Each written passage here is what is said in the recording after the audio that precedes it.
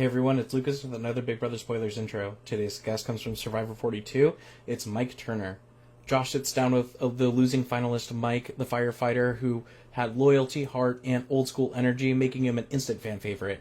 From his bond with Jonathan to his roller coaster ride with Chanel and Omer to one of the most dramatic final tribals of the decade, Mike's game was packed with iconic moments, and now it's finally time to unpack it. In this interview, Mike reflects on his entire Survivor 42 journey, the moves he made, the ones he didn't, the idol that changed everything, what went down at Final Tribal, and how he feels about his game now that 4 years have passed. He even talks about whether owning his strategy would have changed the outcome and how he processed that emotional moment right after Marianne's win. But we're not just looking back. Mike also weighs in on the chaos of Survivor 49, from the medevac, the tribe swaps, the gameplay decisions, the knowledge is power finally returning, and what he thinks of the season's cast. He even gives his predictions, his winner picks, and reveals which players remind him of his people on Survivor 42. Plus, Mike shares some casting secrets, talks about his last week cut from Survivor 50, breaks down who should have been on that milestone season, and opens up about whether he'd want to return to the game. And of course, there's some Big Brother crossover talk, life updates, his time in Honduras with fellow castaways, and a look back at what life has been up to since leaving Fiji. It's entertaining, honest, and classic Mike. Straightforward, heartfelt, and full of great stories. So let's get into it. Mike, I'm so excited to be talking to you. How are you doing today? I'm doing good. Life is very good. So I'm sitting here in my house, and as I'm getting ready to talk, if you know me, you know I'm a huge Met fan. And I just found out one of my favorite players, Brandon Nimmo, was traded from the Mets to the Texas Rangers. So I'm reeling a little bit. But listen, we're gonna forget about that, and we're gonna talk some Survivor stuff right now. We could talk about that after, but I was curious to your thoughts on that. We can talk about that after. Okay. Well, I'm a Yankees fan, so. Oh, that should have been made. I should have been made aware of that before this interview, because that's not a good thing, Josh. That's not a good thing for me. Well, we'll talk about sports later, but Survivor. All right. So it's wild. It's already been over 4 years since your season filmed. How has life been for you since leaving Fiji? Well, the funny thing, I mean, obviously it's been amazing. Survivor has added a new dimension to my life that wasn't there before. I mean, I was a fan of the show, still a fan of the show, but unbelievably, I didn't understand or realize the impact of being on the show would have on my life. I thought, okay, if I'm being really honest, I'm a huge Survivor fan, but I think Survivor is one of the, especially then, it was one of the closet things that people did and didn't tell anybody, because I didn't realize that many people still watch Survivor. And I didn't realize how many of my friends were huge Survivor fans until they found that I was going to be on. And it's like, I go, you love Survivor? I'm not going to, we never talked about this. So it's changed amazingly since I've been on Survivor. It's added a new dimension to my life, where the direction I've gone. I'm a little older, not that much older, but I'm a little older in life. And so I'm kind of on the back nine where, you kind of settle in and just relax. And then Survivor comes along, and now I'm all over the place, and I'm doing things and having fun, and met a lot of crazy, interesting people. I'm on podcast. What the hell am I doing on a podcast, right? But here I am. So was there anything difficult about getting back into normal life after doing the show? Well, as soon as I got back, you're out there, and you take a beating out there just because of what you're dealing with, the mental anguish, the physical anguish, the deprivation of the things that you normally have. And simply as not being home, not seeing your family, your wife, your kids. And so when you come back, you're pretty beat up. And it took me a couple of weeks to start just feeling, okay again. And it took me about a month in terms of eating to not thinking everything I ate was my last thing I was going to eat for a long time. So I gavoned everything I saw in sight. But it's a challenge. So we'll get into your season a little bit later, but let's get into the current season. So season 49, how have you been liking the season? Who are your favorites? Tell me all your thoughts on the current season. Okay, so I always say when I come on, these podcasts, I always try and be as honest as I can. And, I'm a big Survivor fan. And initially this season, the beginning the pre-merge didn't thrill me that much. I thought it was very predictable. The characters were okay, and I thought they weren't playing, everybody's playing it safe. The worst thing you could do is have a show and that you love, and that's, like Big Brother or Survivor, where, everybody's playing it safe. There's no fun in safe. You got to go for it. And if you want to be remembered, and if you want to be a big game player, you take chances. And either, It's better to go out in a big bang with a large fire than to go out with a whimper. So, in the beginning of the beginning of the season, I thought it was a little slow. I thought it was very predictable. I didn't think people were playing and taking chances, so I was a little disappointed, and I was getting, it was getting a little stagnant for me. But as soon as Jeff had mentioned about, okay, we have spots open for season 50, at least 2 for players. And here's where you need to show. If you want to be on 50, this is where you show. And I feel since that point, which is the merge, it's kicked it up a notch in terms of gameplay, people looking ahead, people literally saying, we need to do something here. I want to be on 50. You know what? The truth is, it was a wake-up call. Slap in the face. You're on Survivor, do something. And it seems like that's happening now, which I'm in. I love characters. I love good gameplay, and it's starting to get interesting. So who are some of your favorite characters this season? I love Sophie. I think she's a lot of fun. She's playing a great game. Sage, I like. You know what? At first, I wasn't sure about Sage, but the truth of the matter is we need Sage on a season. I'm not sure if we don't remember villains being true villains, and we just assume, like, as time goes on, what a villain they were, and maybe they're the same as Sage, and maybe someday we'll look back. But, other than, a couple of people in the new era, we don't have any, villains where they just spoke their mind, and it was like, oh, it's crazy. Oh my God, I can't believe they just said that. Even in this episode when Sage says, maybe I'll collect Savannah like one of my blackheads. That's crazy, fun stuff. And I always say, you remember characters more on Survivor than even more than strategic players. They're memorable. And one thing you want to be when you're on Survivor or any of you want to be memorable. You want people to, sometimes whether it's good or bad, it's better to remember than nobody know. Yeah, I kind of, I kind of don't. Who is that? You never want that to be you. So, yeah. Yes. And something we do remember is Jake, we were together actually in New York when Jake was medically evacuated from the game. So what were your thoughts watching when that happened? Okay. So so I just spent the week with Jake, just so you know that. Yeah. So I did another podcast where I kind of, beat him up a little bit about all that stuff. So I'm going to go ahead and beat him up again because that's what he deserves. And I do love him, and it's nothing personal, but you got to fight to stay in the game. You got to fight. It was a dry bite.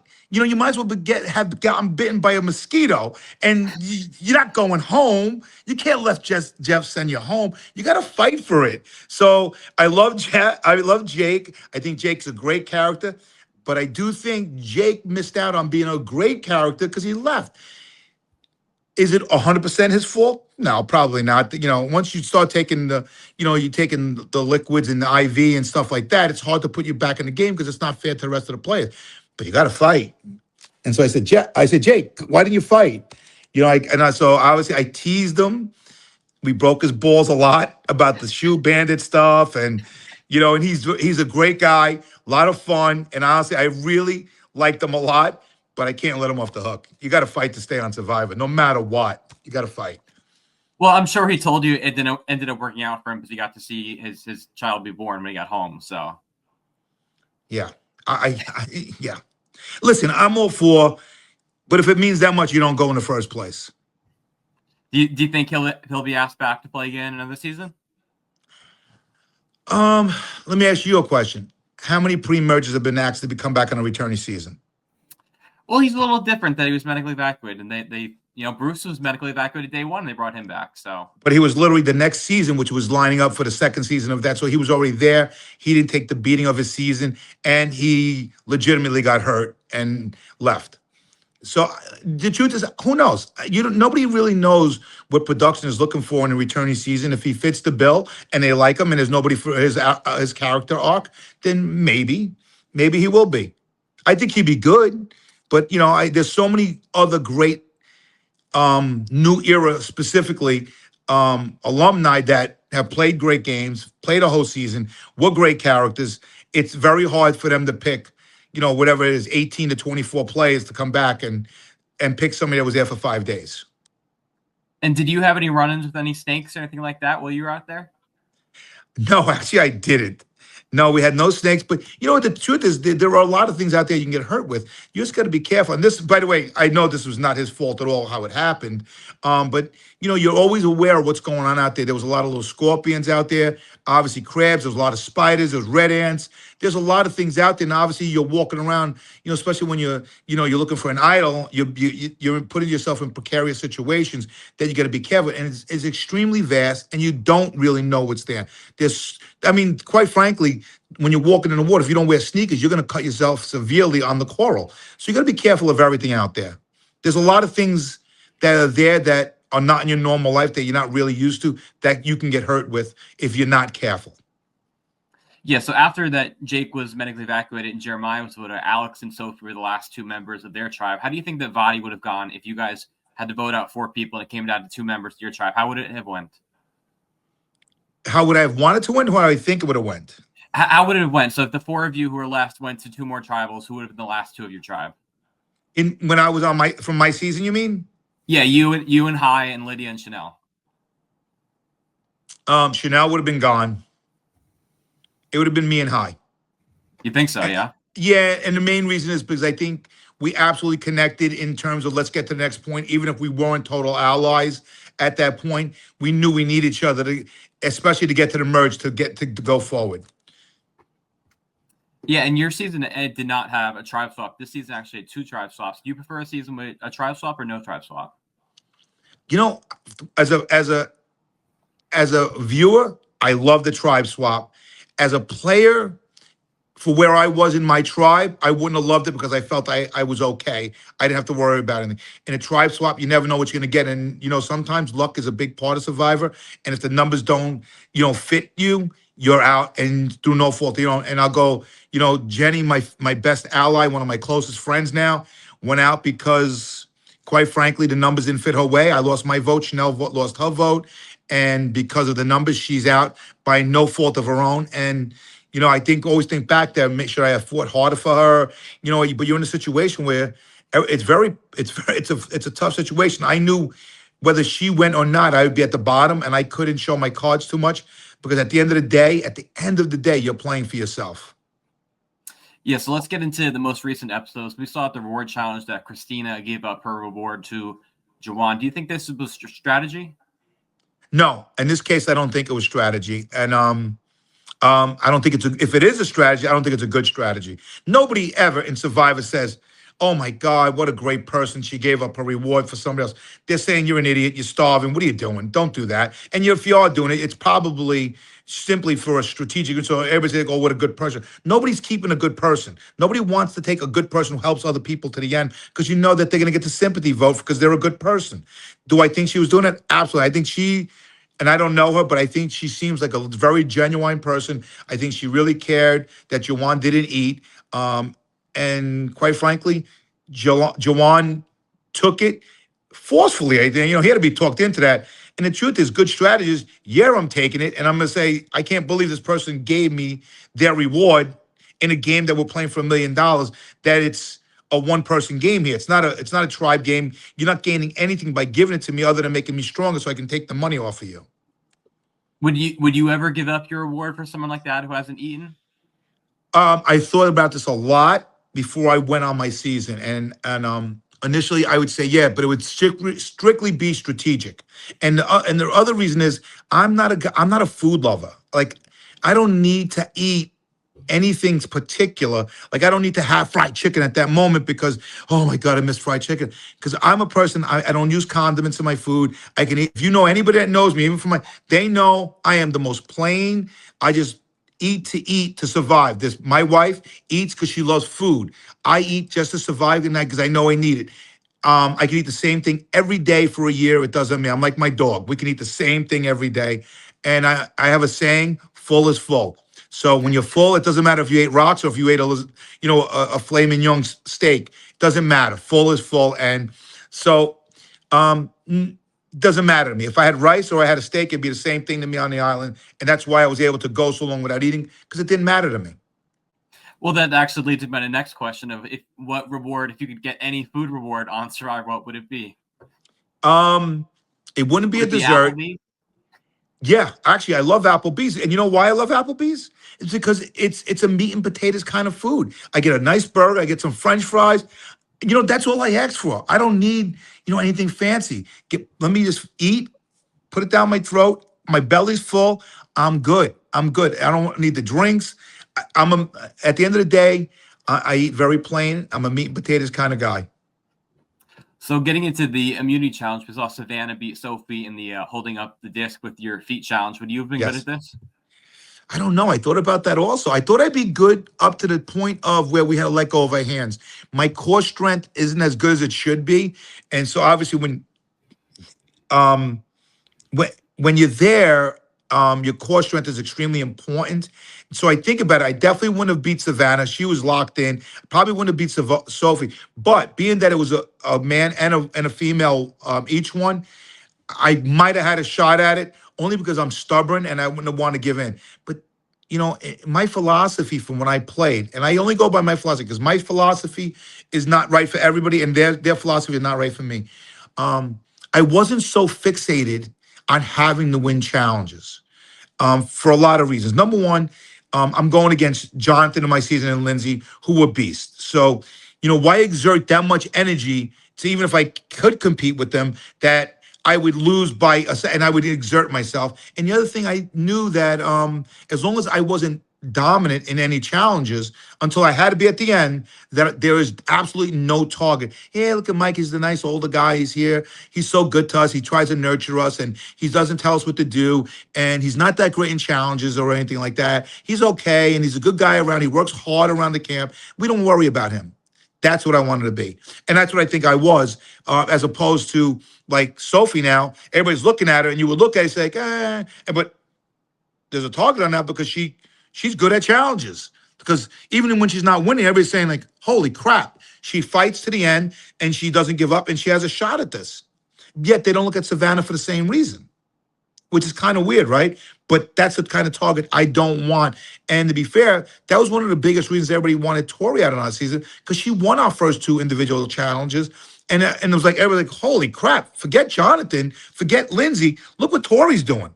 We got to get her out because we knew that she was probably good at puzzles. So now we have a double threat going into the end game. Can't have it. And during that challenge, Steven was talking a lot. It was helping people stay focused. Do you think the talking, would that help you stay focused? Yes, that would help me. I'd zone out, and even if he was talking and it bothered me, I could care less. It's my zone. But I think him talking would have kept me occupied, which again, I'm hoping he was doing it mainly for himself, because you're not trying to, again, we're playing a game for $1 million. And it amazes me how you help other people to try and win this game. But that also shows how caught up you get in these relationships. And people say, how can you get close to somebody that you know for 2 days, 3 days? I used to say it as a viewer, like, this is ridiculous. How could they be so? And amazingly, a day in Survivor is like a whole year in real life, that you do become so closely because of the suffering and the rite of passage that you all go through to get to that point. So there's very few people I would have went out of my way to try and get them through stuff. And actually, ultimately, it would have had to help my game to do it. And ultimately, Alex was the one voted out. What were your thoughts on Alex's game? I thought Alex was all right, but Alex tried to play, obviously he tried to play the middle ground, and it's okay to put it in the middle ground, but you can't do it. That's got to be a long game kind of play. You play both sides like Omar did on our season. He played the people that were on the bottom. He played with the people on the top. Nobody knew it because it wasn't a short game. He didn't go to everybody before one tribal, and he did it very slowly, and that's what made his game brilliant, and that's how you play that game. I, in a way, was very, very social in my season, but I never made it where immediately that had to happen. It just happened organically. And over time, that works. If you try and do it too quickly, which is, I think, what he did, is because, the truth is you probably panic a little bit because you're not sure what's going on. So you're trying to make allies everywhere. You play the middle ground. And all of a sudden, everybody's looking at you and saying, like, you have to know we all talk. And something's going to get crossed up and you're going to get caught. You got to be careful. So I like him. Yeah, Rizzo called it out. I think Rizzo is a very strategic.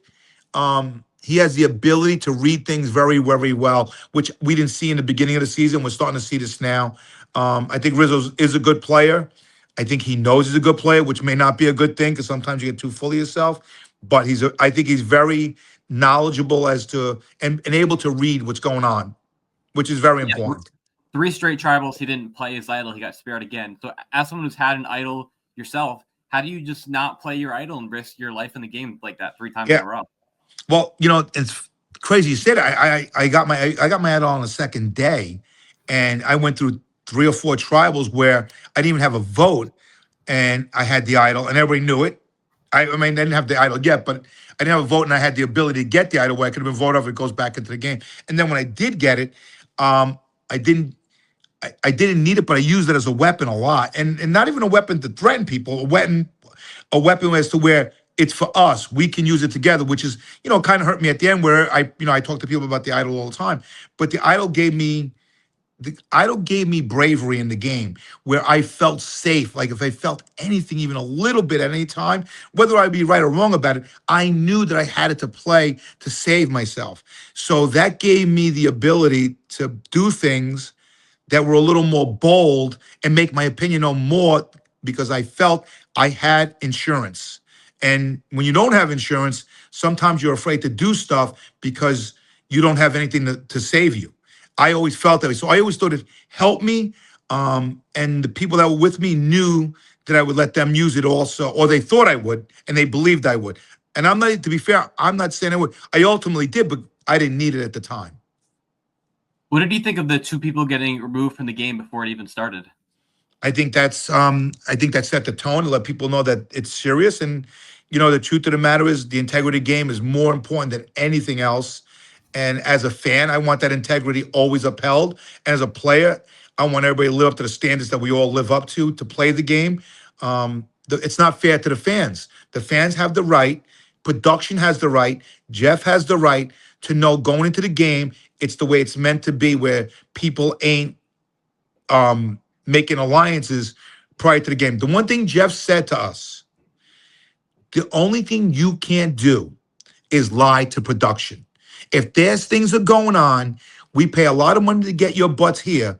We need to know this because we need to put a show on at the end of the day. So like if we have something going on, me and Jonathan have something going on against another player, when we go to our confessionals, we don't hide that. And you don't have to. It's not smart to hide it anyway. But you don't hide it. You don't make it a surprise for production. You make it a surprise for your other players, which in essence is even better.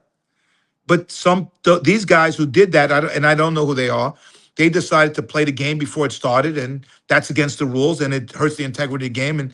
And once you lose the integrity, if you let it go, then that means you can't trust the show anymore. And that's definitely not what I want to see happen as a fan. Yeah, but clearly they made the pregame interesting. So do you think they would have made the season more interesting as well, having them on it? You never know. But the truth is, if they did what they're accused of doing, which I have no reason to believe they weren't, they don't deserve to even have that chance. So then Jason and MC were the alternates. How do you think that being an alternate changes the way that you play the game? I think it could be good and it could be bad because bad-wise, because mentally you're going to Fiji and you're sitting there on the off chance that somebody, for whatever reason, has to go home. So you're kind of like, do I give us 100% and the chances of me getting on a 1%, or do you just go and let it wing? And then I go, and then if you do get picked, should you have been better prepared? Or if you do have the opportunity to prepare before, do you over-prepare, overthink, or is it better just to go and get shocked and now you have no time to let the game get in your head and you're just going on to instincts? I think that changes with everybody that's an alternate. I don't know how that would have been good for me. I'm a preparer. I like to be prepared for everything. It might have fucked me up a little bit, but at the end of the day, you are who you are, and who you are always rises to the top in any situation over a long period of time. And then there's also the alternates like Rachel or Shaheen who go out to Fiji a second time. Do you think that going out to Fiji for a second time, you have an advantage? That's a good question. And so when you say a second time, you're talking about pregame in terms of just going out there, yeah, I do think, The first time you go, which is only time I went, you're almost going for the trip, the vacation when you first get on a plane. You're a little taken back about the production value, where you are. I'm going to Fiji. Can you believe? Oh my God, look how long the flight is. All the stuff that you're worrying about, and then you're thrown into the game. Where if you do it a second time, I think the novelty of going out there is a lot less, and you get time to think about the things that are important about the game. It could hurt you depending on the individual, and it could help you. Again, about preparation. What do? Do you let the game get in your head because you know it's coming, or is it better to go in blind where you're surprised and it's all reaction, and that's better for you? I think that again comes down to the individual, but it's a good question. I'm not sure. Yeah, Yellow Sophie, she was an alternate for 48. So I was going to ask you, why do you think that they put two people the same name, two Sophies on the same season? There's been 49 seasons. Why do we need two people the same name on the same season? Because I think it's about the character. I think the names don't come into play when you have people that you think are going to be great TV, and Survivor, as I'm sure with other shows, it's a puzzle they put together that they think can fit together and create this great dynamic that's going to put out a good product and make the show interesting and make people watch it. And if you just depended on whose name was what, then you might screw that up. You got to go what you think is the best for sure, whether it's the name. And honestly, sometimes, two people having the same name is kind of funny. It's kind of interesting. People getting mixed up, and maybe they have an argument of who's Sophie, who's Soph, who's this, it becomes part of the fun. And it also gives somebody a chance to have a great nickname if they want to change, the name to a nickname so they remember them. Well, how would you feel if on your season there was another Mike out there? I would make the joke that he's not the right Mike. And you know what? The truth, when somebody would say something about, Mike, I go, that wasn't this Mike. That'd be that Mike. There's a lot of good possibilities with that. Would you make a Mike alliance, or would you vote him out so you could be the Mike? Would I vote him out? Yeah, I think the selfishness in me and the narcissist that I am sometimes, I'd vote his ass out. You can't be. It's only one Mike here. That's it. And what about if both Sophies make it to Final Tribal? How do you differentiate when you're writing down who you want to win? I think one is Soph and one is Sophie. I think they're already doing that, right? One is Soph and Sophie. Think it is. So yeah. That's what I think. That's I think how you would differentiate. But the truth is, I still don't know which one is Soph and which one is Sophie as a viewer, and so I know in my head who they are. But if I say to you, I may say, "Oh yeah, Sophie," and you might think I'm talking about the other Sophie when I'm talking about the first Sophie. So it is confusing. However, I think they're both fun players to watch. How can you tell either one of them you can't be on because you have the same name as somebody else? And which one do you pick? Talking about the blue Sophie, she has the knowledge is power. You're familiar with that. Do you think that this will make a play in the game soon? I think the knowledge is power is one of the most amazing advantages that the new era has come up with. The problem is nobody has played it right. Even on my season, Drea got caught by me and Omer.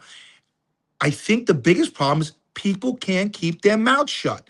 People have to tell people their good fortune. I don't understand it. And listen, to be fair to you, I'm guilty too. Because people say, why'd you tell people you had the idol? I justify why I had to tell people. The truth is, when something good happens to you and your family's not around, it's very hard not to tell people when you're happy about something, you want people to join in your happiness. So when everybody's a great big Survivor fan now. So when something great happens in the Survivor world and your family's not around, who do you tell? You think you're going to tell the people that you can trust because you're blinded a little bit about who you can trust, where you are. I got an idol. Oh my God, on Survivor, I found an idol. Well, I can't call my wife. I can't call my kids.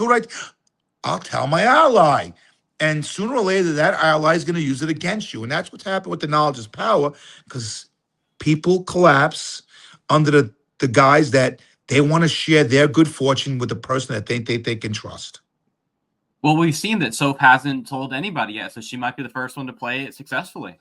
That's what I'm saying. That's when you'll know. That's when we're going to find out how great and powerful that advantage is. If Soph plays it in a position where she not only crushes it and gets a great advantage, but she also shocks everybody that she had it. Nobody knew about it.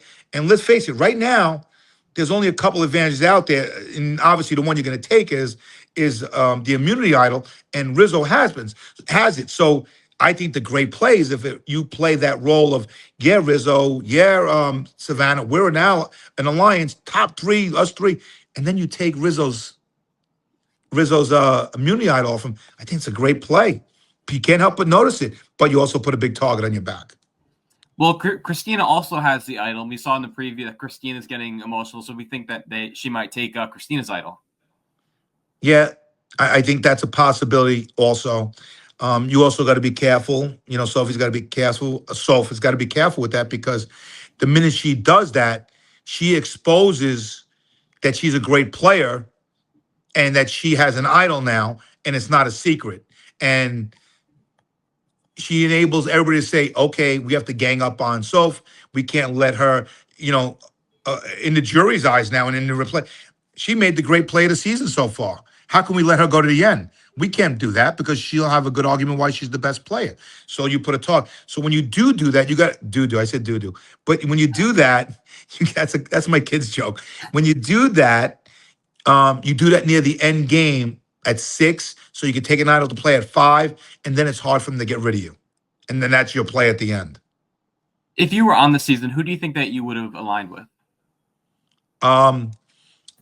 Rizzo, Sophie, probably Savannah. I don't think I would have. I don't think I would have been Sage's cup of tea. Jake and me wouldn't have definitely got along. He would have annoyed me with his shoe stuff, and I love him, but I'm just being honest. I think that's who I would have looked towards aligning with. Does anyone on the season remind you of anybody else from your season? Not really. No, I think that's what's great about Survivor. The game's always the same except for a couple of, tweaks to the advantage and stuff like that. But at the end of the day, the greatest thing about Survivor is the different people that are on every season and how differently they play. So, and that's what's great about it, right? I mean, the only difference in the game is the people on it, and yet every season is different, and you can point to seasons that are great, some that are not so great, but at the end of the day, they're not the same. Have you met any of the 49 cast yet? I met Jake, as I told you. Oh, I met Rizzo. Rizzo was very nice.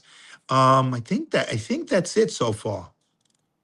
I think Alex and then both Sophies were at the New York event, if you saw them. Yeah, you know what? I was not there. I was in Honduras. No, when the one that we went to, episode 3. Oh, they were there? I didn't realize. Oh, you're that one. Okay, I'm sorry. Yeah. I don't remember. I don't know why I didn't realize they were there. Yeah, the Alex and then both Sophies. Were they? Wait, I'm sorry. Were they there this year's the premiere? The RHAP one, the episode 3 that we went to. You know what? I didn't realize they were there. Yeah. Oh, okay. I didn't know I didn't realize they were there. I would have said hello to them. Is that where you saw Rizzo then? No. Yes, that is where. No, I said. I met Rizzo. We were pre-gaming at a restaurant before, and that's where I met him. I met Rizzo there, and he came up to me. To be honest with you, I don't pre-game in terms of learning who the cast is. I still like to be a fan. I don't want to know anything, so I don't really do anything with the cast until at the end because I honestly want to be surprised. I don't want to prejudge or know where anybody finishes. And Rizzo came up to me, was super cool, really nice guy. And Jake I met because I was away with Jake in Honduras. So who is your winner pick? Who do I think's gonna win? Or who do I want to win? Both. I would love Sophie to win because I think she's the underdog right now. Even though it appears like they say, Savannah. I don't think they're the underdogs at all. I think they're playing a very good game. I think everybody's against Sophie because she's doing well, and I want her to win. I think Savannah or Rizzo, but I'm gonna go with Savannah. I'm sorry. Go ahead. Yeah, I just think I would, and I don't think the other Sophie is going to be able to pull it off. I don't think. It seems like Rizzo and Savannah have the killer instinct in them, and they're playing a good game, and they're playing people, and that's, to me, it's one of them. But I think Savannah, at the end of the day, is going to backstab Rizzo. And is there anything else you want to say about this season before we get into your season a little bit? No, I think the season's going to get better. Obviously, we know they took two people from this season. We don't know who they are yet, but if they took two people from this season, it's going to get better. And that's why in the beginning, when it was a little slow, I'm saying there's no way they took two people from the season and it doesn't get better. So I have a lot of faith that it's going to get crazy as we get down to the end and the nitty gritty. So how did you end up on Survivor in the first place, Mike? What is your casting story? Oh, so my casting story is crazy. So I was always a big Survivor fan since the beginning, and I didn't understand I didn't understand podcasts. I didn't understand the Survivor world. I didn't understand the fans, how crazy they were about it. I didn't know watch parties, no idea. And I thought I was a super fan. I was like, "Ah, I'm a super fan. I watched every episode of every season. I didn't realize I'm a casual. I didn't know the world. I didn't know there was a Facebook group. I didn't know any of this stuff. And I remember season 40 was coming to the finale, and Jeff came on, he does his thing, where, and if you want to be on Survivor, and I was sitting there with my wife and my girlfriend at the time, we were watching it, and I looked at her and I says, you know what? I want to go on Survivor. Now I've always wanted to go on, but I was working. I had kids. My life was there. I couldn't take time to go to Survivor, and it was a good thing because I wouldn't have been good for Survivor 20 years ago because I was, I always had a chip on my shoulder, and I would have been the asshole on the season. So I mellowed a lot, and I was sitting there, and I said I don't want to go on. So I said, I'm going to fill out. I take out my phone, and I go on the website, fill out the application, not realizing how long it was, how big my fingers are to touch all these buttons. And so after a while, I got kind of like annoyed with how long it was. And I just started, I didn't care. I just, put stuff in there. And then at the end of it, it says, okay, we need you to upload a video of yourself. I didn't know they meant that I had to make a video. I thought they wanted a video that I had on my camera, like on my film, my photo roll. Yeah. So I decide, okay, I gotta upload a video. What am I gonna get a video? I'm saying to myself. So I go on my camera roll and I'm looking through my videos, and my thumb hit a video, and it went up there. I was working. I have a service business also, so I was working and I was just fooling around, videotaping, singing to my girlfriend at the time, and I accidentally hit that video, and then I couldn't figure out how to get it off. I couldn't figure it out. And so I said, oh, fuck it. They're not going to call me anyway. And I just sent it, forgot about it. 2 months later, I'm working, and I get an email, and it says, hey, listen, you got our attention, but we need a little more information. This is, and it was from Survivor. So I look at it, go, ugh, it's another, it's a scam, whatever it's going on. And I don't say nothing. That's like a Thursday. So Friday night, I come home from work. I go, hey, babe, by the way, I think I got an email from Survivor. And she goes, what? I go, yeah, but it's probably bullcrap. It's one of those spam things. She goes, let me see it. So she looks at it and she goes, So she looks up the person it came from. And it said, casting producer for Survivor. And so my wife goes, I think this is real. I go, no, are you out of your mind? How could it be real? They're not calling me. And I looked at it. I responded to it. And I talked to the casting producer, and she's like, yeah, we need you to do another video because you didn't give us any. You didn't even give us your name. I didn't give him my name. I said nothing. I just sang for like 25 seconds, and literally that's pretty much it. So a 25-second video. And I said, oh, okay. So I call my daughter up, and she comes over, and in like 24 hours, they needed it right away. So 24 hours, we put a video together. I sent it in. I get called back on Monday morning, says, hey, listen, I really like the video. On Thursday, you'll be getting a FaceTime from Jeff. And I go, Jeff? Jeff who? They go, Jeff Probst. And I was like, Jeff Probst, the host? She goes, yeah, he's going to FaceTime you. So he's going to FaceTime me? She goes, yeah. I went, okay. And meanwhile, I was like, no way. This isn't happening. And then that Thursday at 5 o'clock, I'll never forget it, I get a FaceTime call from Jeff Probst. He talks to me. We hit it off. We talked for like 15 minutes. He goes, okay, Mike, thanks. Have a great day. And I go, okay. And that was it. And I said, all right. And like about 2 minutes later, I got the call from Caitlin that Jeff loved you. You were going through with the process. And then, so meanwhile, I'm thinking, I'm on the show. Can you believe this? Jeff loved me. Meanwhile, it was like another month and a half of testing and doing all the stuff to get ready for the show. I didn't find out for another month and a half. But that's literally how I got on the show.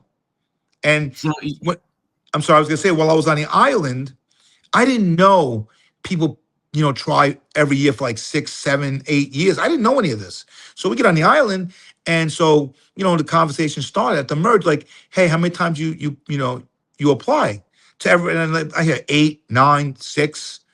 Oh my God, I had to do this. How long was your video? 7 minutes, 5 minutes. I did this. I worked on it, and I was like, oh sheesh, I can't tell them the truth. So I didn't tell them the truth. I said, yeah, I tried like 4 or 5 times. I don't remember. I never thought I was going to get on. And not until after the season was over and we all got home, I sent them my casting video. And they're like, what? You got on for that crap? It was probably the worst video of all time that somebody got on with. And that's how I got on the show. it must have been something about you, Mike, that they just loved, that you only went through a process one time. Yeah. And the truth is, during my season, I didn't understand I was weird and I was a character and I was a little, I thought everybody was like me. And, I remember, seeing a lot of things during my season, wherever you watch, like, everybody has an opinion and they're like, yeah, Mike's some character and who writes his lines for him in my confessionals. I thought it was, and I'm like, babe, everybody thinks I'm weird. And she goes, you are weird. And, you are a character. And I just never knew it. And so it worked to my advantage. Finally, my loudness, my just not caring and just trying to be honest, and it worked to my advantage. So what had you seen of Survivor before going on to the show? What were you a super fan? What had you seen of the show beforehand? I just watched every episode, and I never watched anything twice. I just watched it once. And again, as I said before, I thought I was a super fan. I wasn't a super fan. I was a casual. I was, saw everything at face value. I didn't delve into each character and where they were and what the thoughts were, all the Reddit pages or the podcasts. I didn't even know that existed. I was just a fan. And what about since doing the show? Because some people, they kind of get more invested after doing the show. Some people kind of lose its magic. What's your relationship with the show since doing it? For the show itself, obviously, I got more involved with the production, the show, everything about the fandom, way more afterwards. The show itself, the first season after I was off, it was very hard to watch because I kind of, I saw behind the curtain of how things happen. So it hurt that a little bit. But after like a second, third season, I've gotten much better where I can watch now as a fan as opposed to somebody that was on. So looking back on your season, is there anything that you wish you would have done differently? Yeah, I wish I would have had better jury management so I would have taken home $1 million. The biggest fault of anybody on Survivor is to relax. It's to think what's going to happen. You got to prepare for every scenario, which I did throughout the season. Every night I laid on that dirt with the bugs crawling on me, and I thought about every person that was there with me, and I went through their scenario as when it dealt with me, and what could they do to me, and I did that, and that's what kept me ahead of some people. It kept me alive when I could have been taken out. And when I beat Jonathan in Fire, I literally thought I won Survivor. I literally said to producers, I just freaking won Survivor. Can you freaking believe this? And to be honest with you, that meant more to me than the $1 million. And I relaxed that night. I thought about, like, how am I going to tell my wife, my kids? Oh my God, because I really thought I played the better game. I thought I won. And I didn't realize how angry the jury would be at me. I thought they would respect just because the game, how, whether I played a little cutthroat or not, that was part of the game, and they respect that. Like, I had the old school mentality, and that wasn't the case, as you saw. They showed 20 to 25 minutes of my final tribal. We would have between 5 and 6 hours, and it was a bloodbath. So going into final tribal, you thought you had the game won? Yeah, I definitely thought I had the game won. And that's a fault. That's not a good thing. That was not a good thing that I did that. You should never go thinking you have anything won and be prepared for the fight and have the worst case scenario. And seeing enough Survivor, I should have known that. But you're tired. You get caught up in it. You think you're done. Like, when you're done with something and you think, say, like you're done with a test and you finish your test and you're like, whoo, I studied for everything. And then all of a sudden, wait, we got surprised. We got one more essay you have to know. And you go like, what? The letdown, that's what happened to me right before final. I thought winning in Fire was the pinnacle of me making sure I won Survivor. Um, at the time, I didn't think the people that were with me in my final trouble did enough to beat me. I thought I took out the biggest threats, and obviously, I calculated wrong. I should have fought more. But going into Final Tribal, didn't you have the votes? Didn't the votes kind of like sway over to Marion during Final Tribal? I'm not so sure about that. I mean, that's what they say, right? But I'm not so sure because a lot of things happen in Ponderosa that nobody knows about, and so nobody knows for sure. Was there specific votes that you didn't get that you thought you would? Yeah, I definitely thought. I thought Lindsay didn't vote for me because she hated Jonathan so much that she was pissed at me because I didn't give her my idol. But if I gave her my idol, she would have beat me. And she didn't see the gameplay there, and she was so mad at Jonathan. She thought I took Jonathan, past her because I liked Jonathan more, and I did like Jonathan a lot, but I love Lindsay too. I took Jonathan because I knew I could beat Jonathan in Final Tribal, and not because he wasn't a great player, but I knew that some of the women there, he rubbed the wrong way. Lindsay, I thought she would have she was liked. She played a hard game. And to be honest, I thought Lindsay would have won the game if she played her idol on Omar, which I banked on. And that's why I voted for Romeo. Because how could she not play her idol for Omar, right? It doesn't need it. It's going. You want to keep you out. And if she did that, she would have won the game. Did you know that you would have been the oldest winner had you won the game? Not at the time. So during the season, I still didn't know that when I got back. When I'm watching the season, I was starting to get messages on Facebook from some guy named Bob Crowley. Now, I know who Bob Crowley is. I know he's the winner of Survivor. But you gotta remember, I'm a fan. I love Bob Crowley, and I loved his season. So I start getting these messages from Bob Crowley, and he's going, this is literally saying to me, hey, Mike, you think you're good, but I hope you break your leg. Hey, Mike, I'm telling you right now, you're not getting through the next episode. I'm going to make sure something happens to you. I hope the next episode, this happens to you. And he's saying, and I'm like, hey, babe, some asshole sending me acting he's Bob Crowley and sending me messages on Facebook.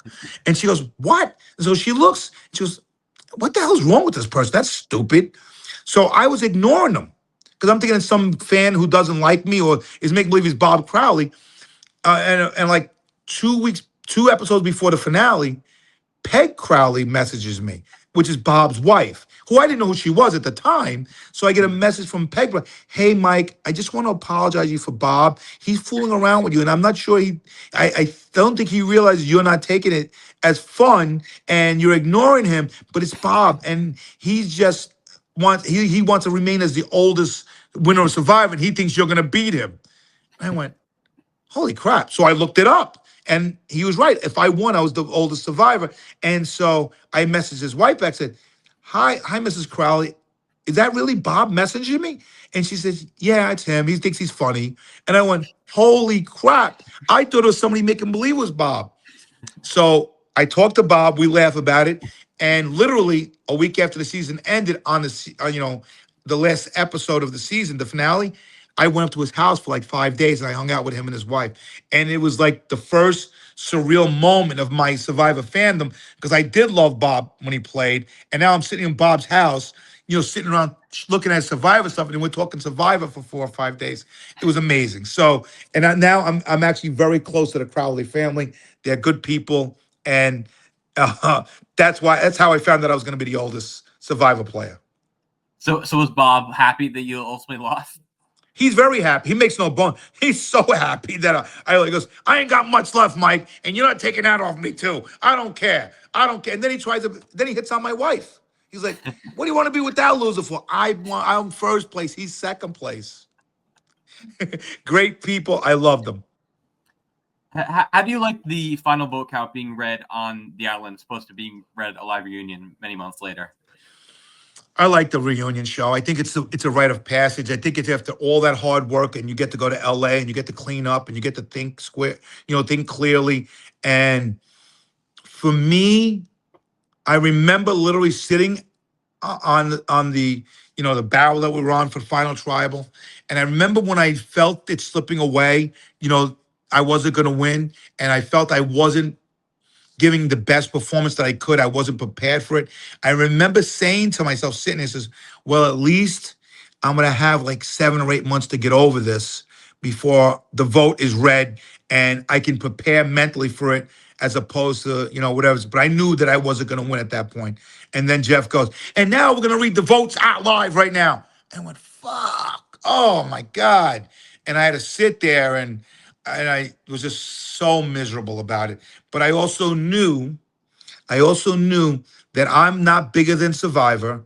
Survivor's important to a lot of people. And there's one thing that wasn't going to happen. I wasn't going to be disrespectful to the show, to Marianne, the winner, because Marianne's a really, really, really good person. I love her a lot. And I was going to make sure that I represented me and my family properly by not being disrespectful, even if I lost. And so, you do the right thing. It's more important to do the right thing than to sit there and, sulk or act like an asshole. So how do you rank Marianne compared to other winners of the show? That's a hard question for me because, if I say she's not good, it means I wasn't good because she beat me. If I say she is good, I'm saying she deserved to win ahead of me. So what I'm going to say is I think everybody that's supposed to win Survivor wins Survivor. Everybody that wins that season, they're the best for that season. I don't think it necessarily translates to how good they would be on other seasons. I think the juries dictate that. And so it's hard for me to say who's a better winner than somebody else. I think sometimes winners play better games than other people, but that doesn't mean they're a better winner. So I think Marianne's a good winner. I think Marianne had a great final tribal. I think she's a great character.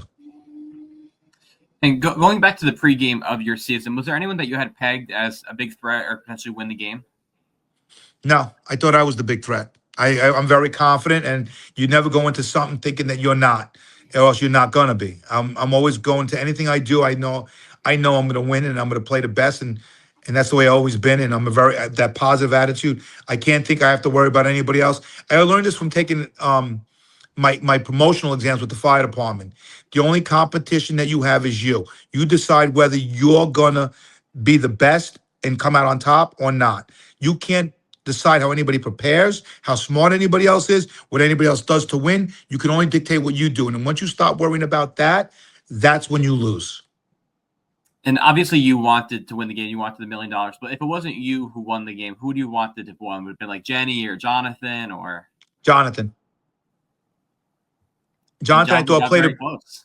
Yes, he did. Jonathan played a very good game. Jonathan played a much better game than people think because he was such a challenge beast. You see the bright light and you don't see the lights that make that light brighter, which is his social game and some of his strategic games. He was very strategic also that a lot of people didn't see. And what was it like beating your buddy in the fire making challenge? Listen, first of all, let me make this clear. I thought me and Jonathan would be great friends after the show, but you're never sure. You're never sure until after the show. Maybe you don't. But we wind up being really great friends. And every single day since that day, I remind him very wholeheartedly that he didn't beat me. And I took him out. And he can never do anything. And the truth is, so do a lot of people. Oh, that's Mike. He's the one that took you out. And I go, yep, that was me. No matter how good you were, you didn't beat me in fire. And so I'm so happy about it. I remind them all the time. We laugh about it all the time. And it's great. It's a great thing. And did you make sure that he practiced fire before he went out? He went out on 50. What do you think? Now, do you think Jonathan wasn't good at fire? Or you were just that good at fire. I think here's what I think, and and obviously I can divulge this. Is I don't think anybody. I can't say I don't think anybody. But I think a lot of people don't realize that different wood burn differently. And that the wood that we burn on the island is much different than the wood that's burned at the final fire making. And you have to understand that because you have to treat it differently.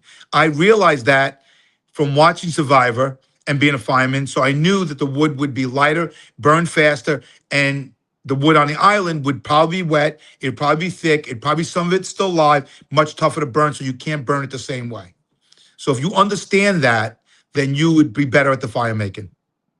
So it was more so that you were good at fire, not that Jonathan was bad at it. Yeah, I think nobody knew because I made fire. So when I got to Vadi, I practiced a lot before I went, and I actually practiced with the wood that I thought they would use on the show for the final fire making. Because to be truthful, it didn't matter. how good you made fire on the island. It only mattered if you got to the end, you had to make fire at the final fire making. So I practiced with the wood and what I thought would be the husk for the final fire. I practiced that a lot. So the first day on the island, maybe the second day, we were trying to make fire. Not we. Everybody wanted, hey, let me do it, and they couldn't do it. So I said, all right, give me let me just do it. And I did it. I made fire extremely fast. And when I did that, the reaction from Vadi, my Vadi teammates, was, oh my God, can you believe it? And I went, oh, to myself. I said, I can't let the high of people thinking I'm good at something affect how I play this game anymore, because it's going to hurt me. So I decided right then and there I would never make another fire for the rest of the game unless I got the final fire making. And so I never made another fire. So by the time we got to final five, final six, Vadi was all gone. So nobody knew I could make fire. And that was purposely. And Jonathan on the other side loved being the person to take care of the tribe. So he loved making fire every night. And I loved that he did it because it took the pressure off of me. And when it came down to it, I felt I had a very strong game in terms of making that fire, especially with that wood. You wrote in your Survivor bio that you wanted to play like Boston Rob. Do you think that you played like Boston Rob at all? No, not at all. And, you're the first person to ask me that. That's very good. I said Boston Rob because I couldn't think of any other player. I didn't say Boston Rob because I thought I could play like, because to be honest with you, it's insulting to Boston Rob that I think I can go there one time and play like him. To me, he's one of the best players to ever play the game in terms of knowledge, social, thinking what people are doing. And I thought that would be insulting to him that I would think that I could do that. But he's the only one at that point that was on top of my mind that I could say that I want to play like, because I don't think that me and him are the same kind of person. And I know you've probably met him multiple times. Was he a fan of your game? Did he like that you mentioned him wanting to play like him? We never talked about it. We've talked a lot. And quite frankly, I'm afraid to ask him because he might say, Mike, I got to be honest, I thought you sucked. But so I've never asked him. He did say this when he found out how old I was playing, that he was like, holy crap, I can never play that old. That's amazing you played that old and do what you did out there. That's what he did say. He's never said to me, I thought you played a good game. And the truth is, I kind of don't want to find out, because if he says I was great, I'm going to say, I'm going to rest on that. And if he says I suck, it's going to demoralize me. So it's kind of better that we're just friends.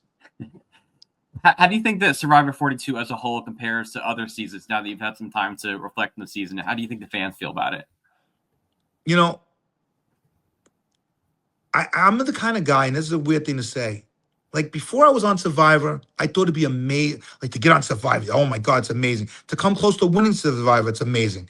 But it's like, and that's a lot of things in my life, to become a battalion chief, which I became, to have a successful business. Like, oh my God, imagine how hard. And then when I do it, I kind of say like, well, it can't be that hard if I did it. And it's a weird thing that I do. So when I first got done with 42, and I didn't think it was a good season, but I didn't see it yet. I'm like, wow, I think we had one of the worst seasons in the history of Survivor. And because I didn't understand that what we did was good. And then, but from hearing the reaction from the producers and after the season was over and just listening, because I remember saying even to High, after the season, I said, like, wow, we didn't do crap. What a crappy season we just did. He's like, what are you talking about? I go, what's so special? And then he started naming things. Like, oh yeah, you're right. How do I think we compare? I think we're entertaining. I'm not sure if we were the best. I would like to think we're the best because I'm an egomaniac, that I think we had the best season. I thought we were entertaining. I thought we had a lot of great characters. I thought there was good gameplay. I thought we were sloppy. I thought we had a little bit of everything that you love about Survivor. And what was your favorite part of the whole Survivor experience? After the game, in the game, or before the game? Just as a whole, from the whole experience. Was it like making the friends? Was it the publicity comes from it, or? I think just the whole thing was amazing. I mean, honestly, it surprised me. The after the Survivor surprised me. When I did the show, I was 57 years old, and at that time in your life, you think, I don't need any more friends. I got enough friends in my life. I don't need to make any more friends. And I wind up making, friends that are with me for life, that are I always call it that inner circle that you have of really close friends. And I made two more, and that are in my inner circle that I thought, I thought I was done having inner circle friends. But so the publicity was amazing. It gave me, I'm a ham. I like doing things. And I like being noticed, and I like talking, and I like, being a part of. I like the quasi celebrity of it all, even though I think it's, I'm not, but I still like it. I think all of that is amazing, and it all came from Survivor. I'm very, extremely, very grateful for this opportunity, and I Yeah. never So take it for speaking, granted. yeah. So speaking of those friends, who do you keep in touch with from each season? Jenny, and Jonathan are by far my closest friends. Jonathan, we talk 3, 4, 5 times a day. We bust each other's balls. Um, and I talk to Omer still. Marianne, I was at her wedding. I spoke for her at her wedding. So I'm friends with all of my cast. Lindsay, I'm friends with everybody. But if I had, from my season, Jonathan and Jenny are my by far the closest people that I am to now. And I'm also very close to Tiffany from 41, who I met through Survivor. Yeah. And Those are my speaking of three weddings, closest people. yeah. And speaking of weddings, you and your wife got married in between the filming and airing of your season. You had multiple of your castmates there, right? Yes, and nobody knew who they were, which is pretty funny. Nobody had any idea who they were. They're like, "Who are they?" I go, "They're my old college roommates and whatever." I don't know. Nobody knew who they were, which was pretty cool. Your college roommates who were not your age. Yeah, that was the big joke. Yeah, they're my college roommates. Okay, well, I can't. And at the end of the day, people started figuring it out. Because nobody knew where I was. If you remember, it was during COVID, and so it was normal that you didn't see people for a long time because everybody was, sheltering at home. So, there were rumors out there because of the internet that I was on Survivor, but nobody knew for sure. And then when they saw these strange people at the wedding, now you remember we had like 55 people at my wedding in Punta Cana. So anybody that was there, they had to be like a close family friend or a close, family. So when they saw these 5 or 6, 7 people that they never saw before in their life, they said, and that kind of confirmed it for them. But that was fine. When you were going on Survivor, was it always Survivor that you wanted to be on, or was there another show that you would have been good at going on? No, Survivor was always it. Survivor has always, been my love for this type of TV. I know they say it's reality TV. I never looked at Survivor as reality TV, and I never look at Big Brother as reality TV because reality is in a real situation. I don't think we're ever put in a real situation. Like I always think of reality, like the Kardashians. You're looking at their lives, how they live it every day. That's reality TV. To me, this was you're more part of a game, and you're putting in a situation that's not part of real life. Aside from Survivor, have you been asked to do any shows since you did Survivor? Is anybody calling and wanting Mike Turner on their show? No, and what's going on with that, right? Well, to be fair, I think the first 3 or 4 seasons until they announced 50, I don't think anybody was allowed. Because I did go far in the casting process for 50. I was cut like the last week. I don't really know how close, but I was one of the last cuts before they announced the cast. So I'm thinking I went pretty far in the casting, and I think, and I'm not sure. I think that there are certain players that are, like as you look at Jonathan, why isn't Jonathan being called for Big Brother? Or I'm not Big Brother, the challenge. You would think he should be on the challenge, right? They never called him. Jonathan wasn't called for anything either. But I think it's also because, we're commodities and we're Survivor's commodity. Why would you want to let your commodity go make money for somebody else? So I think there's certain people that were on Survivor that probably weren't called because they were kind of off limits. And hopefully, something happens where, I'm not sure which show I'd want to go on. I obviously love to go back on Survivor. But I'm always open. It's a lot of fun. You get that drug of and an adrenaline of being on a show and the notoriety. It's hard to give up. Now, what about The Amazing Race? Because The Amazing Race right now is airing a all Big Brother players season. Would you like to see them do the same for Survivor? Hell yeah. I would absolutely. Me and Jonathan would be amazing TV or even me and Tiffany, either one of us would be amazing TV. First of all, me and Jonathan, we'd fight all the time. There'd be fights. He'd be dragging me all over the place. I'd be screaming at him. It'd be great TV. And I'm not even kidding because we annoy the crap out of each other every single day. And me and Tiff, we riff against each other all the time. Like we're always trying to, upstage each other, and again, that's good TV and that's what we do. And I can't help it. I like to be, I'm annoying. I like to break balls. I like to make things that are not supposed to be funny, by teasing them about them. So, and Jonathan doesn't take my crap. He gives it right back to me. And, it's fun. So I think that would be amazing if they had a Survivor Amazing Race. So we know that Jonathan comes back for 50, that we saw Chanel did the challenge, Omer did Traders Canada. Who from your cast that hasn't come back to TV do you want to see come back for any show? I would love to see Lindsay on the challenge. I think she would kill it. Who else we have here? I would like to see Daniel in anything. I think Daniel's underrated how good he is on TV. And I know people say he's sloppy, and he was sloppy, but Daniel has a very good heart. He's a good person, and he's good TV. I think he'd be fun. Do you watch the And challenge? Jenny, by the way, I can't leave Jenny. I'm sorry. Jenny is the Rob Queen who deserves to have something. Jenny, honestly, one of the most intelligent, savvy players in the short time that I play. And now that I know her after the game, she absolutely deserves a shot at something else. She would have went far in the game if those circumstances didn't happen. Do you watch the challenge? Did you watch the season when Chanel was on a few years ago? Yes, I didn't watch. I don't normally watch the challenge, but obviously I watched Chanel because she was on my season, and I thought she did good. And what about Traders Canada that's airing now? Did you watch that for Omer, or you didn't get into it?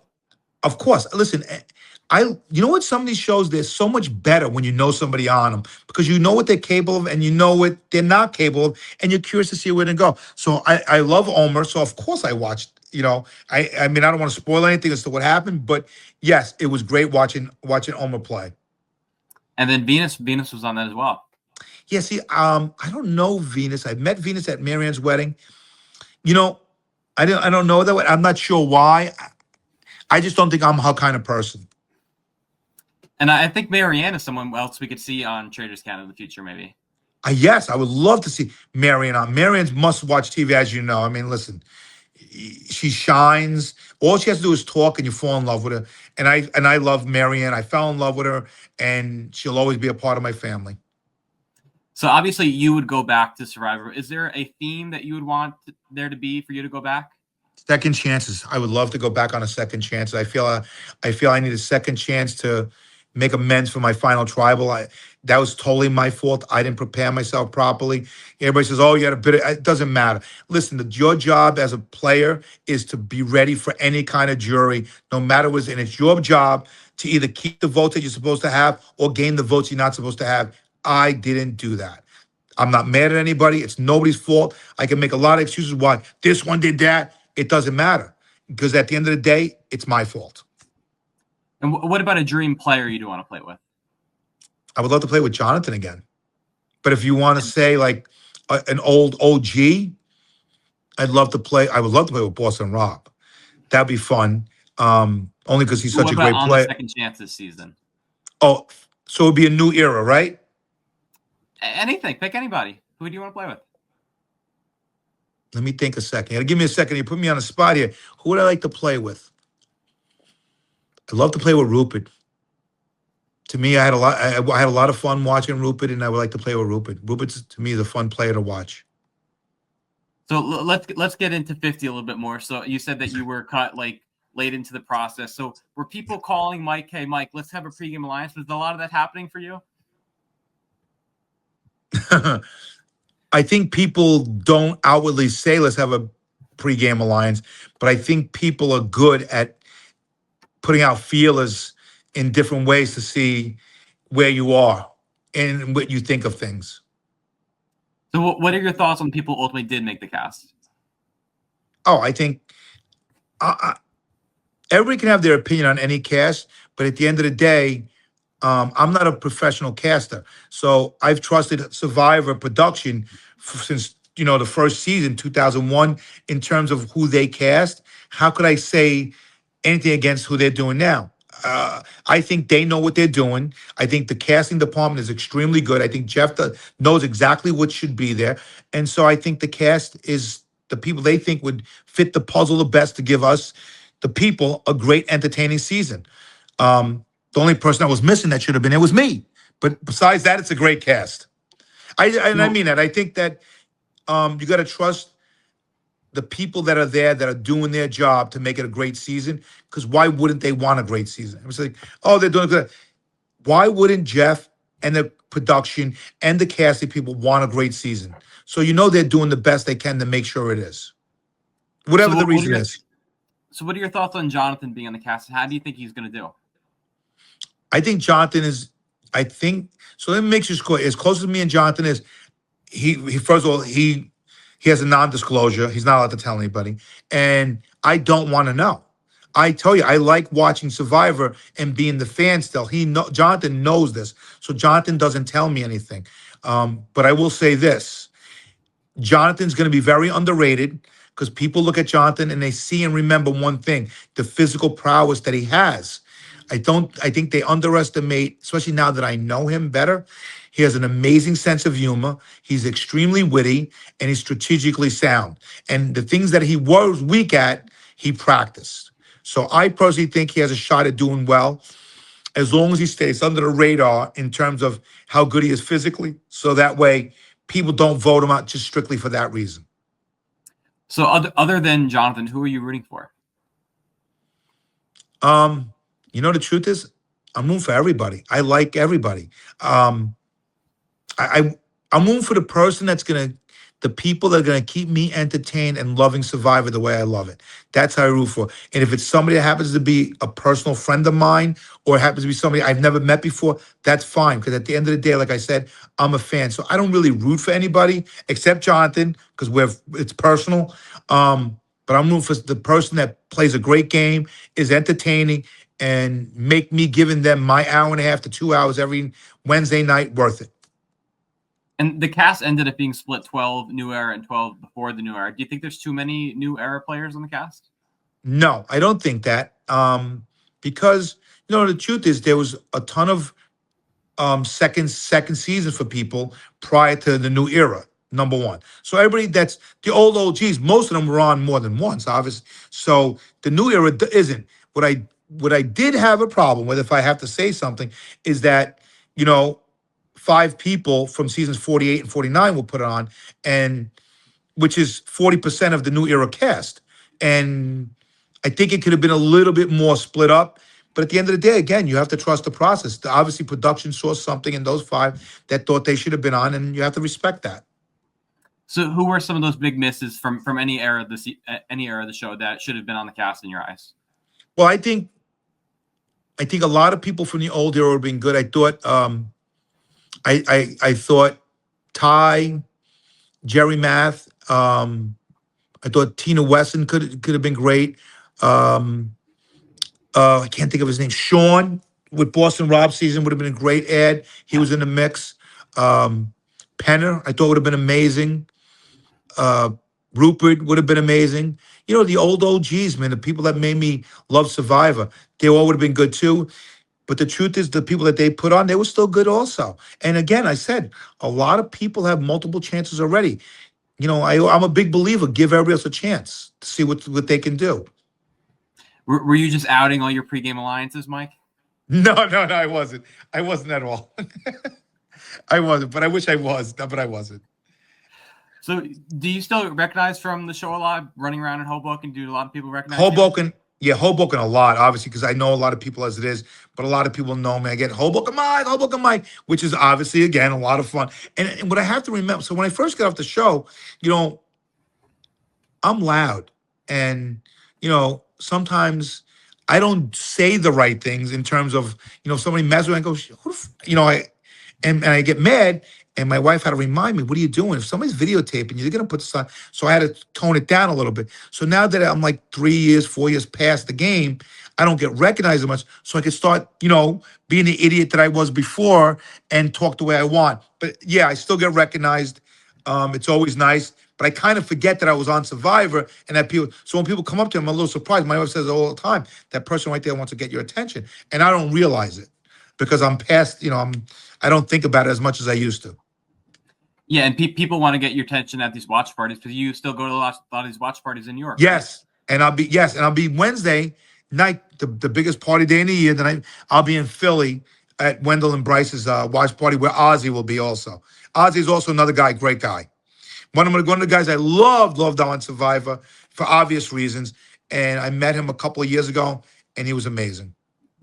Yeah, so you go to the Survivor parties, and you've been to some Big Brother events. So we actually met at the Big Brother Yes. 25 premiere party in 2023. Yes. So, That was New York City, right? Yes. yep, yeah. Yes. I listen. I think the Big Brother people are awesome. I love the Big Brother people too. They're good people. And I do think a lot of the fans are the same fans. So we all know they all know same faces. So to me, Big Brother and Survivor almost go hand in hand. So let's get into Big Brother a little bit. So are you familiar with Big Brother at all? Do you watch the show? What's your familiarity? Not that well. I love the concept. But to be really honest with you, sometimes I don't get it. And I don't understand the challenges. I don't know. It's just sometimes it doesn't keep my attention as much as I would like it to. And I swear to you, I try a lot. But you know what? I'm a Survivor snob. It's not the Big Brother's problem. It's my problem. I wish I could, give more time to watch Big Brother because I do love the concept. I love it's fun. It's messy. All the things I love, it is. And I did watch the end of last season a lot. So based on what you know about Big Brother, who do you think from your season of Survivor would be good in the Big Brother house? From my season, Omar would be good. Jenny would be good. Let me think. Lydia would be good. I think she'd be fun on Big Brother because she'd be more of herself. Lydia was not herself on Survivor. When Lydia came to my wedding, and that's the first time I ever saw Survivor, she was outrageous. She was amazing. And I said, where was this person on Survivor? And she's like, oh, I tried to play it low key. I go, that was a mistake because I love this, Lydia. I would have fought for you. So I think she would be great on Big Brother. I think there's a great crossover in terms of like, if you put anybody from Survivor on Big Brother, nobody would do bad for the most part. But I also think the other way around. I think a lot of people that are on Big Brother would do really good on Survivor also. I think they're close in a lot of ways. It's a very tough mental game. You got to strategically, obviously, you have the challenge, even though they're not the same type of challenges, they're challenges. I think they play a lot alike. So what other reality shows do you watch besides Survivor? You're not much of a reality guy. I used to love Amazing Race. I don't watch it as much as I used to. And honestly, I watch Traders. I love Traders. Traders is the other show I like to watch. I watched Deal or No Deal Island. I thought that was okay. If I'm being honest, I think Big Brother and Survivor are here. And I hate to say it this way, but all these other shows came after it, and they're the same. They're trying to be the same as Survivor and Big Brother. And sometimes when you're watching that one show, like if I never watched Big Brother and Survivor, I'd look at any of those shows and say, they're amazing. It's hard for me to compare, number one, because I was on Survivor, and number two, because I've always been a fan of Survivor. Doesn't mean they're not good. Doesn't mean I don't want to compete in them. But it's just, it's like my first love is Survivor. So would you be interested in doing the Traders? Oh my God, heartbeat. I love Traders. Traders is the one show that doesn't come close to Survivor, but in my fandom, but I love it. I do love it. And we saw there's been a bunch of Survivors on it. Boston Rob did it last year. And right, let me make it clear too. Like, I think Big Brother's a great show. I'm not sure, first of all, that Big Brother would ever want me, but I'm not sure I can do Big Brothers for a lot of reasons. It's long, trapped in the house. I get annoyed. I'm set in my ways. The feeds at night might get me in trouble. So it might not be a good fit for me. So how has your personal life or your career been impacted by your time on Survivor? Well, I was retired when I got on the show. So my fire department life, was gone. It was over with in terms of my going to work every day. Obviously, once a fireman, always a fireman. I always have ties back to my department. So, I still do a lot with the department. So it was more like, you remember, I was older. So there were a lot of guys on the job that I didn't work with because they came on after I left, and they're young kids. So they would come up to me and say like, oh my God, you can't believe how many people ask me if I know you. And that's what I get from a lot of the guys on the department that I don't even know because, there's so much, they're like 22 years old. And, I was retired 5 years before they even got on the job. But now they Did know who I am. did going on the show impact your view of yourself at all? Did you learn anything new about yourself? I try to be pretty much self-aware. Um, it made me realize that what I necessarily think is going on is not necessarily what is going on. And I have to start stepping out to the room, Jahari's window, looking in and seeing it from a different perspective so where I can understand what's going on from other people's views. And that way I have a better handle on it. That makes sense? Yeah, it does. And so in your Survivor bio, you mentioned that sports is one of your hobbies. So I'm also a big sports guy. So tell me your favorite sports, your sports teams. Okay, so my favorite sports team ever in the history of sports are the New York Mets. I am a rabid fan of my Mets. I live and die. My mood changes upon what they do that night. I hate to say it because it sounds so trivial, but it's the truth. And I love my Mets more than, any other thing that I do, besides obviously my family and my wife. But my Mets mean a lot to me. I hate the Yankees. Sorry, I hate them mainly because the Mets aren't them, and I get pissed off how many championships they won and how their fans have no character because they win so much that you don't get character when you win all the time.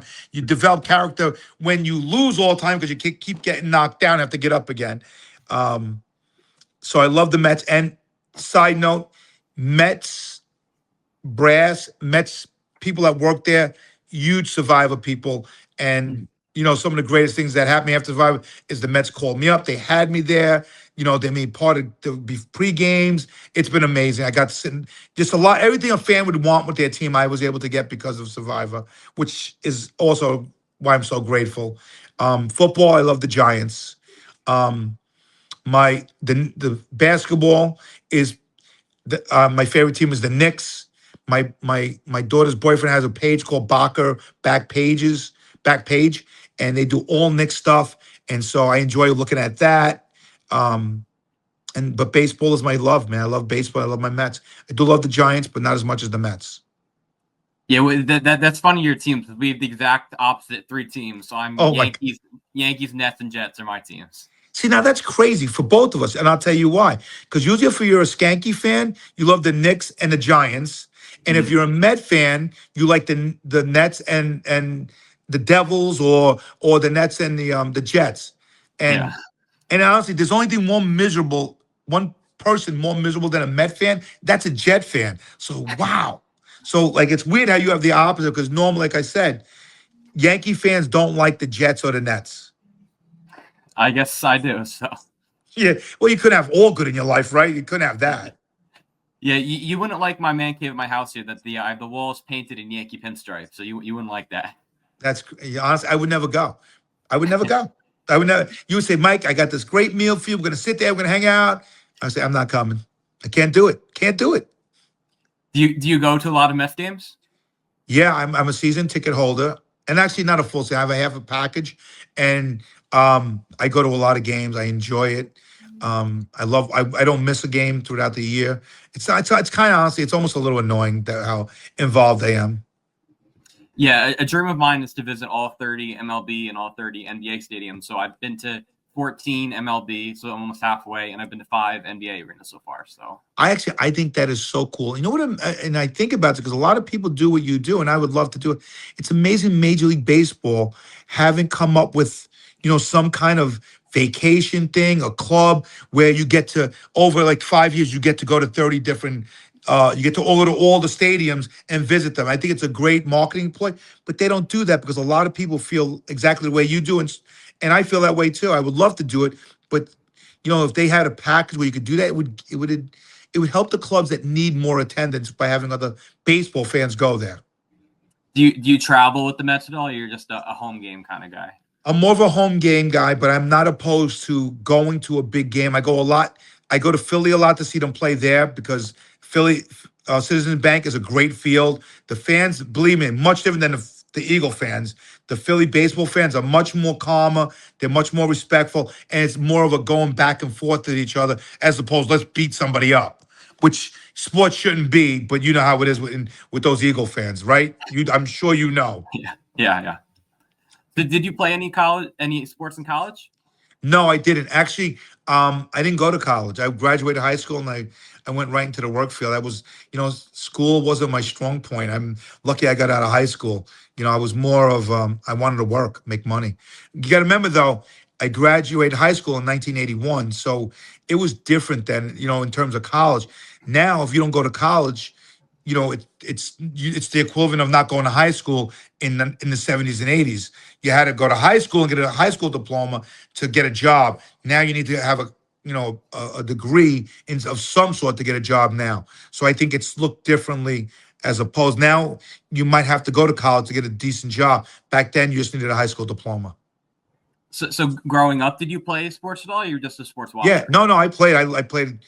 I was football in my high school. We were state champs, 1981. I played baseball throughout my life. I sucked at basketball, and we didn't have wrestling, so it was baseball and football. And I'm not a basketball player at all. But you're a taller guy, right, Mike? How tall are you? I'm 6 foot. Okay. Even though my wife would make sure, and Jonathan would make sure, I was 5'11" and a half. I say I'm 6 foot. I'll make sure I wear the heels to prove it. So what's next for you, Mike? I know you want to go on shows, but what's next for you? I have my business. I have a business where we're a service business. We do, we clean windows and we clean gutters and we power wash and we do carpets and upholstery. That keeps me pretty busy. Other than that, I enjoy watching my Mets. I just turned 62 years old, man. So it's not like, I'm on the back nine. I'm just hanging out. I'm enjoying my life, enjoying my kids, enjoying my wife. Me and my wife travel a lot now, which I'm very fortunate that I have the ability to do. And I'm taking one day at a time. This is where we enjoy it. And your travels just took you to Honduras. So tell me about that experience with Jonathan and Jake and Heidi. Yeah, so we went to Honduras and we went there. It's a mission trip through Jonathan has a mission where we go to different places. I did Nicaragua. I went to Haiti, delivered a fire truck to Haiti. It was amazing. And this time we went to Honduras and we went to the mountains and those people there, they have nothing. I mean, they don't have any kind of plumbing, any kind of bathrooms. They don't have homes. They live with nothing. And we went there and we built houses for them and we built 6 houses. And it's something everybody in America should do to understand. And the first thing you hear is like, well, we have poor people in America, and we do. And I would love to help them. And I do try and do a lot of work for the homeless shelter in Hoboken and the food pantry. But I also think that, you can help other people. You can do it. You can at least try and help everybody. And these people truly have nothing. And it's just luck of the draw. They're born in Honduras where there is nothing. And so we just go there and we work for 8 days. And you're up every morning at 6 a.m. You have no internet. You have no bathroom. We didn't have water for 5 straight days, and we go to the top of this mountain through 5 rivers and we get to a site and we have to hump the wood for the house up there by ourselves. And then, we have like 15 guys and we build a house a day. I'm surprised you can only get a couple of survivors to do that. I think you would get a bigger group of people who'd be willing to do that. Well, the thing is, and not that we don't push it on anybody. And the other thing, it's, in talking, it's an easy thing to say yes to. But when you have real life and you have kids and you have a job and to say, I'm going to leave them for 8 days and not have any touch with reality, it's a little more difficult. So you never look down on people that can't go. And you hope that people can go. And if they can go, you appreciate the people that go more than you don't appreciate the people, don't like the people that don't go. It's open. We would love it. I think once you go, you can never ignore it again. And that's proven by the people that came with us this time. They see it and it truly, truly is life-changing. If you have any kind of heart and any kind of conscience, you understand why we do it. So where can people find you online and connect with you, Mike? Hoboken Mike T. I'm on Instagram and Facebook. Somebody just hacked my ex, so I don't even know what's going on with my ex account. But mostly Instagram and Facebook, and that's about it. Life is good. What about Cameo? Are you on Cameo? Oh yeah, I'm on Cameo too. Yes, I'm on Cameo. Come help me make some money. Call me on Cameo too. Even though I give more away for free when people message me and ask me if I could do messages for them, because the truth of the matter is, you know, the $30, $40 for Cameo is not going to change my life. And I'd rather make people happy. All right, Mike, that was everything I had for you. So thank you so much for coming on. And it was great talking with you, Mike. Josh, you were the man. Thank you so much, brother. I appreciate it. Okay. Thank you, Mike.